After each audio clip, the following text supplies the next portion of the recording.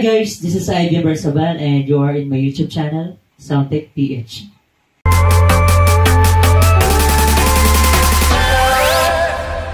So for now, meron naman po tayong bagong i-unbox na portable karaoke speaker, and this one's coming from Bavin or Bavin. How do we pronounce this right? I don't know exactly.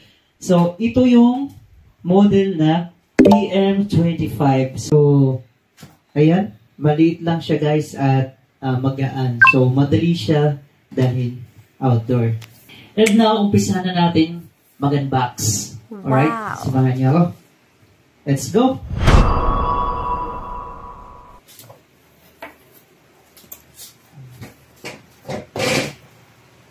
Yan. Ang unang lumabas. And guys, ang una kong nabunot kaagad is box. Ayan, no? Yan. Hindi ko alam baka freebie lang to. Yan. Free item. Yan. So, ito na nga. Ito yung accessories. So, sa loob, buksan natin yung plastic. So, yan. Ibuhos natin. Anong laman? Ayan. First, we have the Type A to Type C charging cable. Ayan.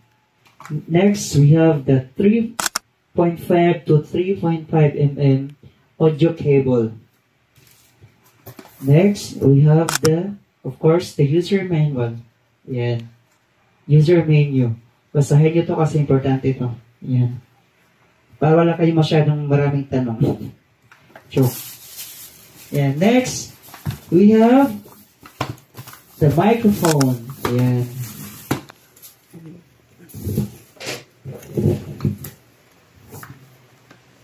Yan. So, ito yung microphone niya. Tingnan natin yung microphone. Ayan. Check natin kung rechargeable o hindi. So, ayan guys, hindi siya rechargeable. Battery powered siya, pero hindi siya rechargeable. So, bubuksan natin sa loob kung anong type ng battery ang kailangan niya. So, ayun, may kasama na pala siyang battery. Wow! AA. Ayan, AA siya, pero, wait, alkaline but hindi siya rechargeable. Ayan. Kung gusto niyo ng rechargeable battery, bili nila kayo sarili niyo at charger. So for this one, may free lang siya na AA battery, which is not rechargeable. So ayan. Ayan. Meron siyang power on off. And wala na siyang mga special feature like mic echo, mic volume control dito sa mismong mic. So yun lang ang microphone niya. And then check natin yung voice coil niya kung anong itsura. So ayan. Yan, totoo naman yung voice coil niya. Hindi na may scam. Kasi usually kasi guys, may mga na-encounter tayong microphone na laki-laki pero pag bukas mo, maliit lang. O sana kung magandang, meron din naman maliit lang like JBL, pero maganda yung tunog. Diba? Yung version to ni JBL, maliit lang yung voice coil. Ang gamit kong microphone ngayon is microphone from other speaker. So, wala na kasi medyo pangit kasi yung tunog ng binili kong microphone. Yan. So, ito na lang, pagtsaga na lang natin itong microphone ng speaker. Yan. So, ngayon, ilabas na natin yung pinaka-main unit natin. So, Sharon! Yan.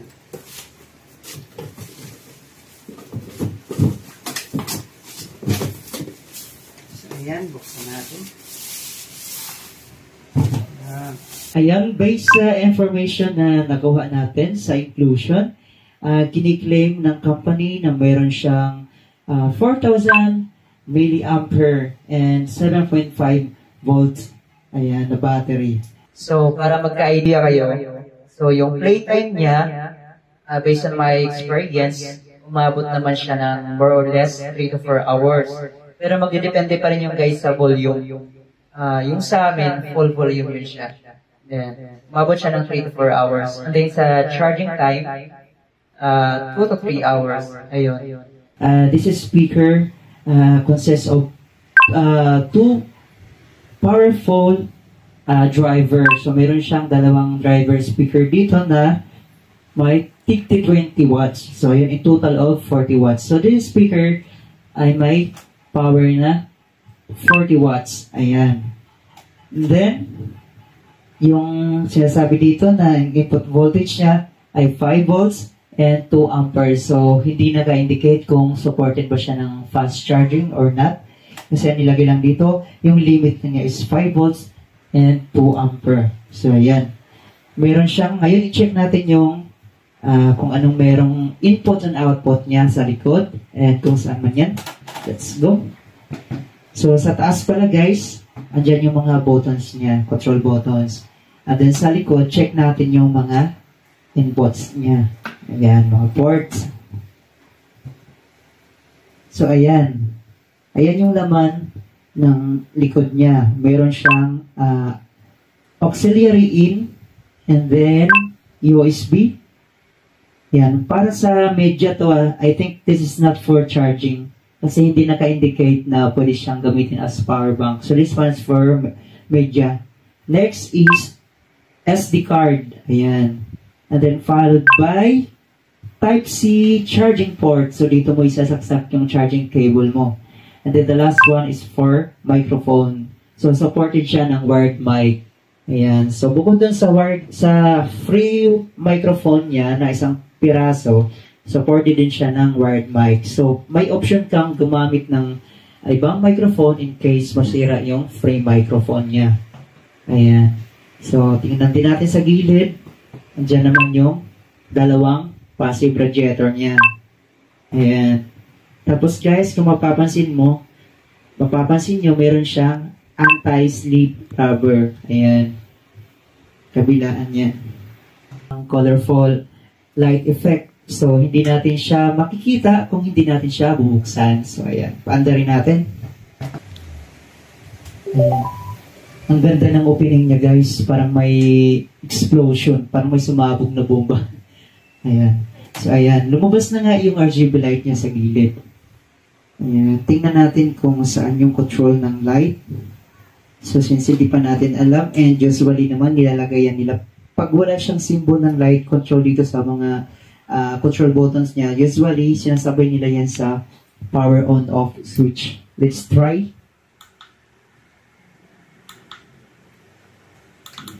Wala siya dito. Sumabay ba? Hindi. Baka sa bass boost. Hindi rin. Sa mode. Hindi rin. Sa kaya siya? Or wala siyang control for RGB light.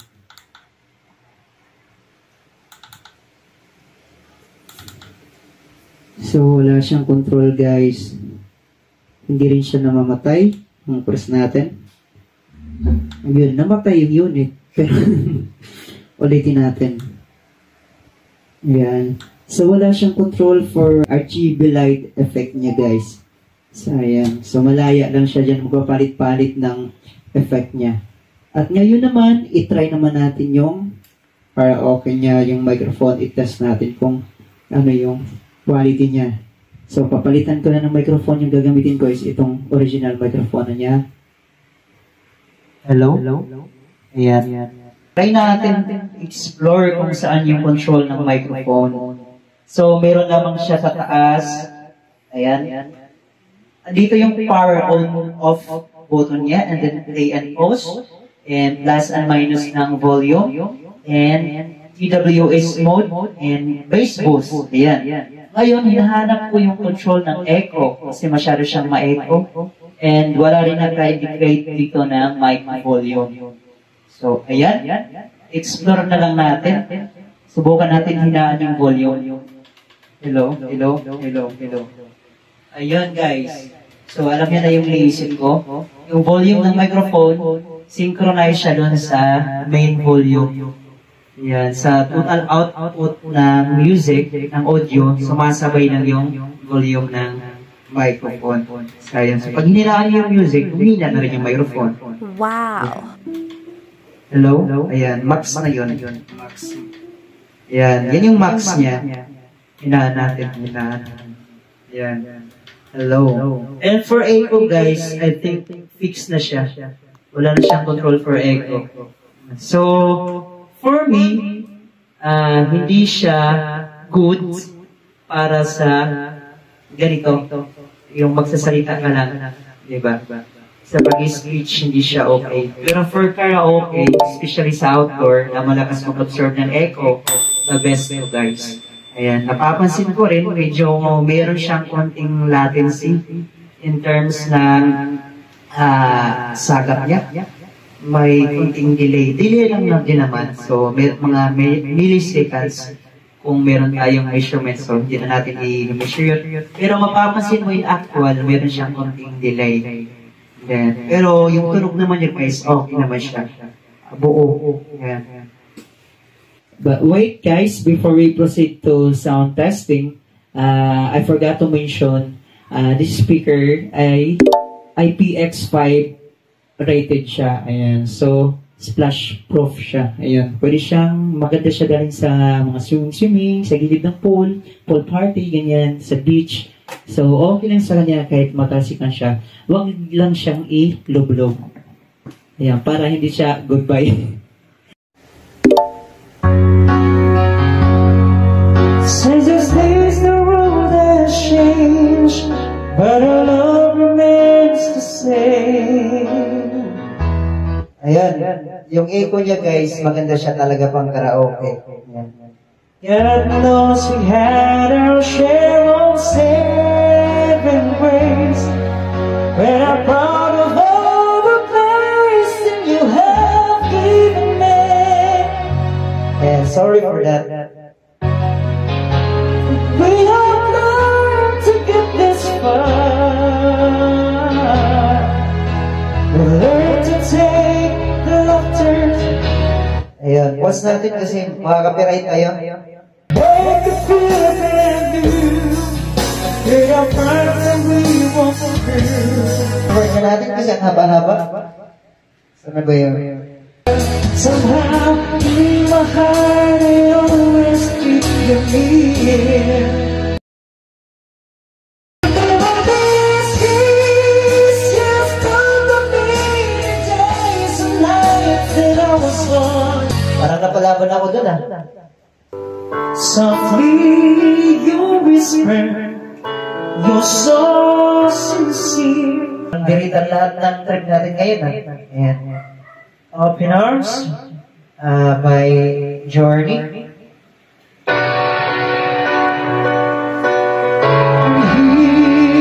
You're right by my side.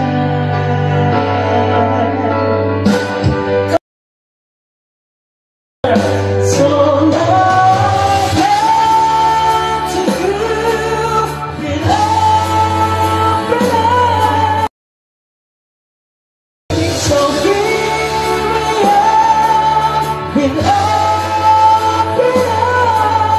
alright, that was all for our karaoke testing. Ayan. Yung Bluetooth device niya, guys, is BM25.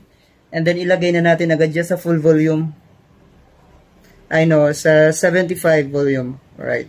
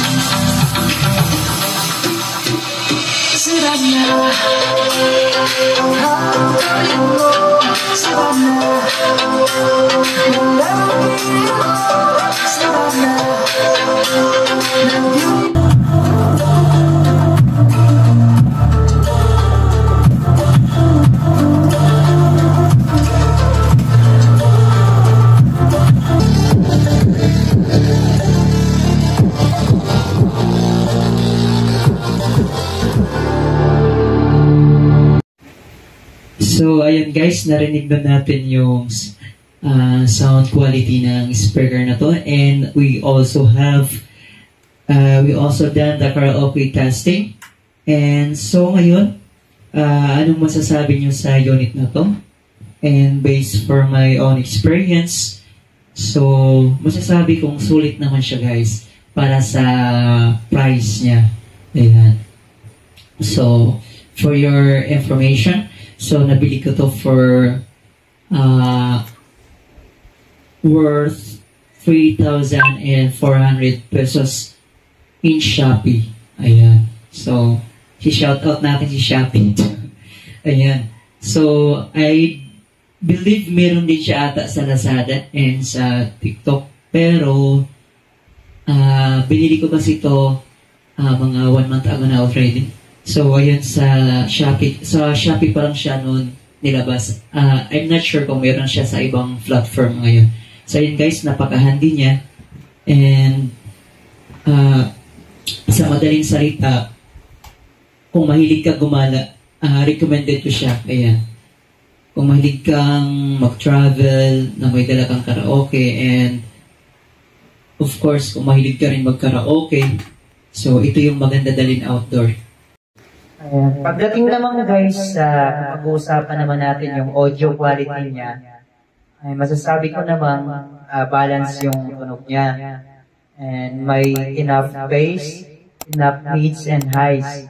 Kaso pagdating nga lang sa mga acoustic bass track, doon mo na maririnig na may halo na siyang distortion. Yan. So kung mga normal lang naman ang matugtog, okay siya.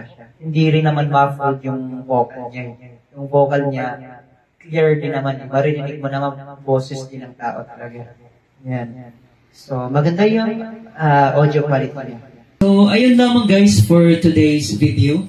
And then abangan nyo naman yung susunod namin na i-review, iba-vlog. So that one, ayan, si SoundArc L2. So sa ngayon, inaaral pa natin siya. Soon, we'll upload the full video. Yan, full review. So, ayun lamang guys. Maraming salamat sa inyong panonood. Sana may natutunan kayo at makatulong sa inyo na makapagbigay ng idea para makapag-decide kung anong ori at anong model ng speaker ang inyong bibilhin. Wow! Ayan. So, maraming salamat guys sa mga nag-subscribe, sa nag-like, sa nag-react, nag-comment and nag-share ng ating video ngayon. Maraming salamat. And also sa mga hindi pa nag-subscribe, please subscribe now and don't forget to on your notification bell para magiging mas updated kayo sa mga upcoming videos na aming upload. So ayun naman guys. Thank you and God bless. Bye-bye.